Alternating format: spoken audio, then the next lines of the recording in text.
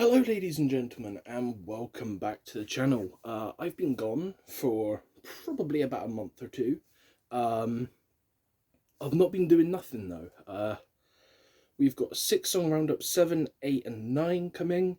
The Enterprise Earth Chosen review, I've been doing streams over on my Twitch channel, Raven7131.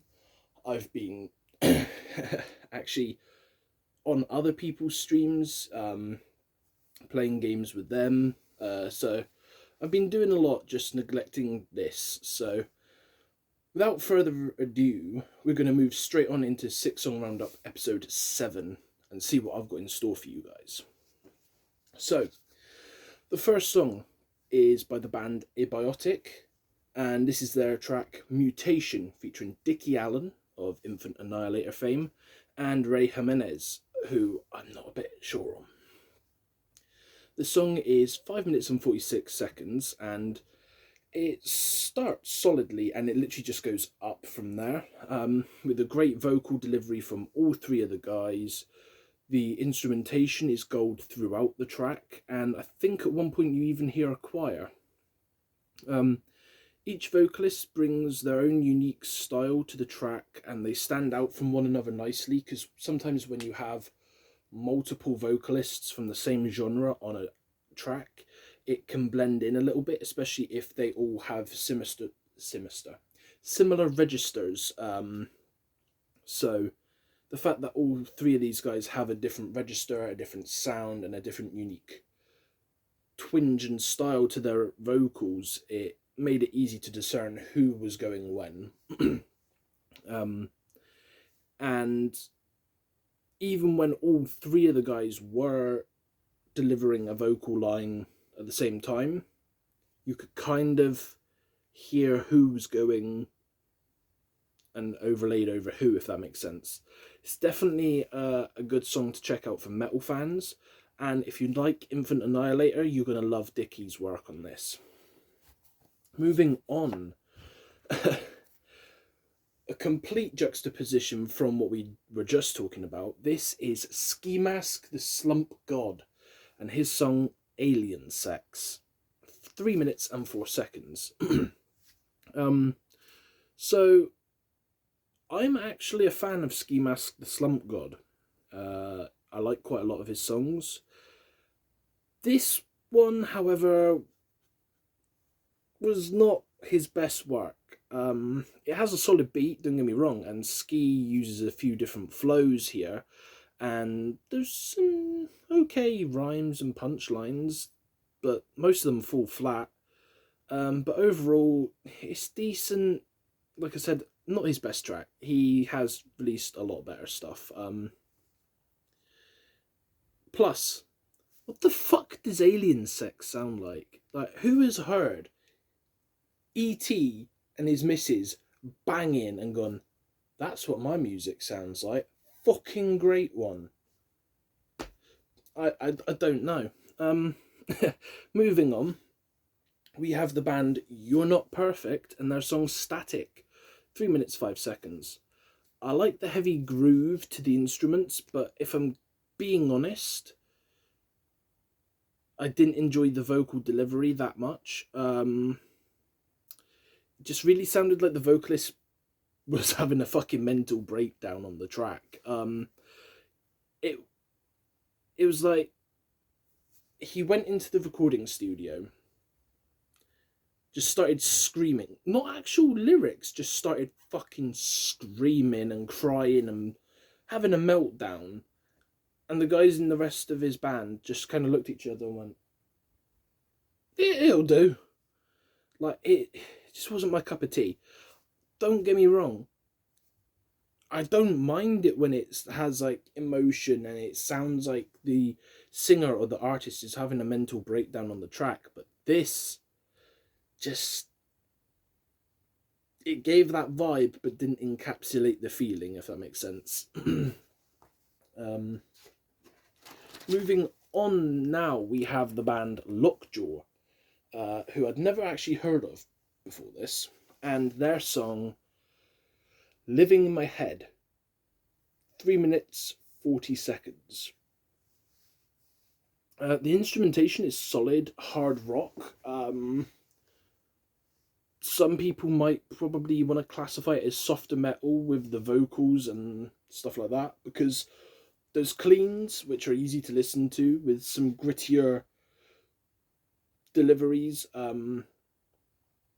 or, screamed backing vocals until the track picks up, which is probably about 3/4 of the way through, so kind of close to the end.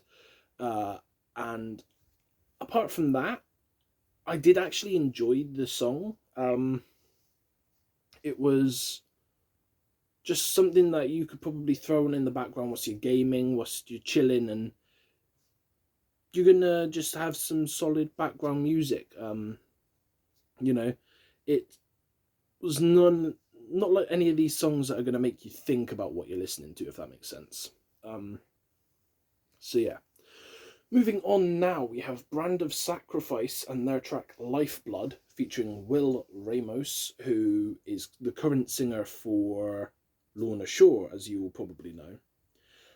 And this track is 4 minutes 18. So what can I say? This song hits on all levels. Vocals, check. Instrumentation, check. Choir, check. Techno-esque breakdown, check. Like, the vocalists on this track work so well together, and it feels really easy to listen to. Even a deathcore newcomer would be able to throw this on and enjoy it, like, because it's so well made, it's so well delivered by the vocalists. The instrumentation is just full force. There's no lackluster parts to it. Like I said, there's a choir in the background to give it this like grandiose feeling. There's a breakdown which is techno styles, which honestly I thought was kind of weird, but it worked. Yeah, it was a bloody good song. And with that being said, I am actually going to be looking at Brand of Sacrifice's newest album soon.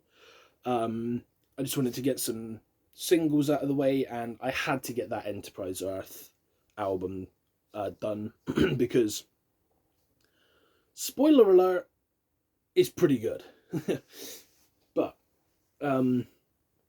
so the last song for you guys on this episode is Falling in Reverse. It's their new track Zombified, which is just shy of 4 minutes long. So, I am a fan of Falling in Reverse. I have been for quite a while. I think I jumped on the trend probably back when... Oh, what was the name of that one album? I think it was Fashionably Late was when I jumped on the bandwagon, and I've been listening to them ever since. Like, don't get me wrong, during that time they've had some duds, like the Coming Home album, which I didn't enjoy at all. But recently the band have been on a run of releasing singles, which this one they have announced is going to be part of an EP called Neon Zombie. So we're going to see what comes from that, and if Popular Monster, things like that are going to be on it, or if this is just going to be Zombified and a whole bunch of other songs. So, it isn't as good as Popular Monster, but it's still a decent track. It serves as what I can discern to be a fuck you to cancel culture, whilst also not compromising on being a good, enjoyable listen.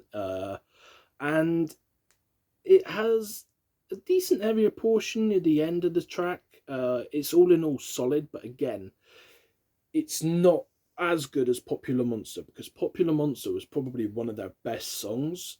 And if you said to people nowadays, name me a Falling in Reverse song, they would probably say Popular Monster. because TikTok blew that fucking thing right up. Like, it went insanely well on there. But it was still a good song, you know? Like, I will be interested to see what they do with this Neon Zombie EP, with future singles and stuff like this. You can probably guarantee I will review them, good or bad. Uh, and with that being said, I believe that is the seventh installment of Six Song Roundup completed and done for your faces. So I will be back soon, and I will see you Six Song Roundup Part 8.